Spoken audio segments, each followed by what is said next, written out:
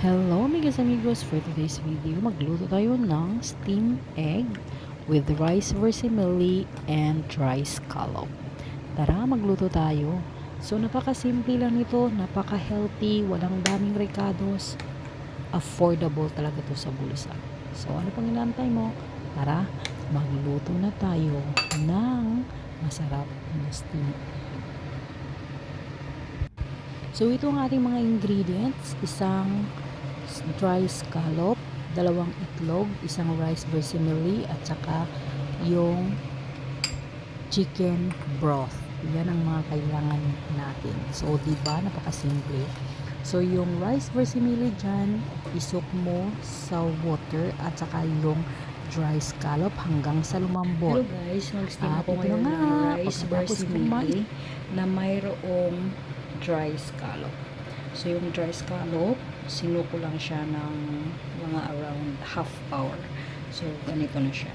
So itong rice vermicelli, yung parang sutang. So ayan. Tapos mayroon ako ditong itlog. So itong itlog, so steam ko siya ng maigi.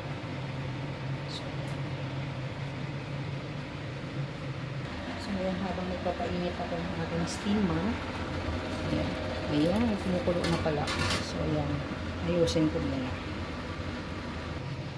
So yun guys, ilipat ko lang ito dito.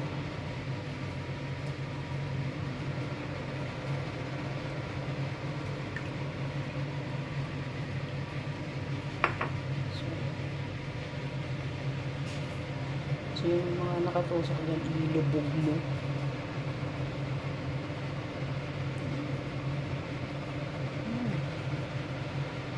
Ayan, ito na yan. Palinis naman ang kamay, di ba? Tapos tatakpan natin siya ng foil. So meron ako itong foil. So ayan. So ayan, natakpan ko na siya. Ayan na. So ayan na. Kailangan hindi siya mag-leak. So, pagkatapos nito, dadalhin ko na doon sa steamer. Ayan. At i-steam natin ng 8 minutes. Ayan. So, yan na guys. Nakalagay na dyan. So, tatakpan na natin. Ayan. Ayan. And then, meron tayong low fire. So, fire tayo. At ito na nga, luto na, tara kain na tayo. So, thanks for watching everyone.